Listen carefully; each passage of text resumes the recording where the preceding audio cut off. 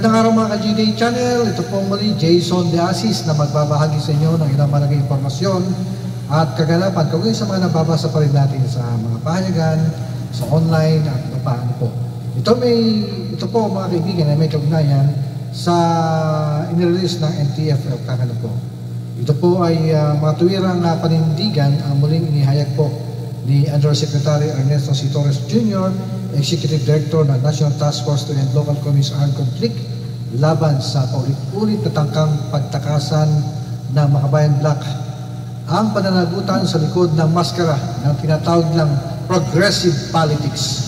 Ang sunod-sunod na reklamong isinampa ng Makabayan sa Commission on Election o COMELEC hinggil sa umunay red tagging at harassment ay isa na namang gasgas na taktika upang ilihis ang usapan mula sa matagal ng isyong may kaugnayan sa Communist Party of the Philippines, New People's Army at National Democratic Front o itong CPP, NPA, NDF. Paulit-ulit na nilinaw ng NTF-ELCAC ang koneksyong ito ay hindi haka-haka o paninirang puri.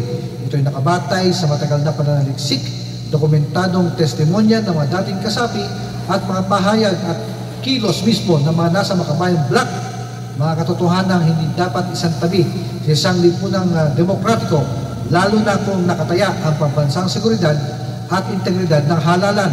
Ipinagmalaki ng Makabayan Black na sila'y tagapagtanggol ng demokrasya, ngunit mistulang binubusalan ng sarili pagdating sa pagbatikos sa higit 5 dekadang karahasan, paniningil ng permit to campaign fees at armadong pakikibaka ng CPP, NPA, NDF.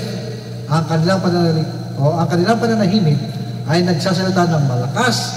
Kung tunay silang hiwalay at malaya sa mga grupong ito, hindi dapat sila mag-alinlangang kondenahin ang mga gawaing terorista. Hindi po itinuturing ng NTF-ELCAC na kaaway ang sinumang grupo ng politika. Ang layunin nito ay ipagtanggol ang mamamayang Pilipino laban sa banta ng rebelyon at paninilang na nagkukubli sa anyo ng aktivismo.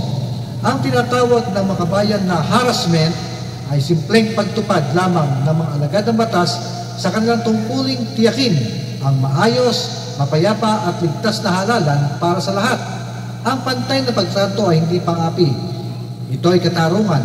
Ang kanilang reklamo sa mga normal na protokol ay nagbubunyag lamang ng kanilang maling pakiramdam ng pagiging espesyal.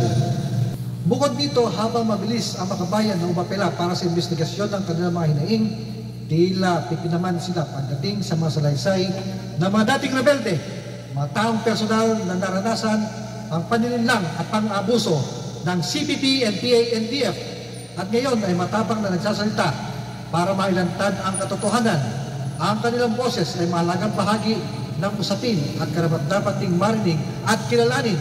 Tama lamang na ipagpatuloy ng pamahalaan sa pangunguna ng NTF-ELCAC ang pagbubunyag ng katotohanan at pagtatanggol sa kapakanan ng bayan.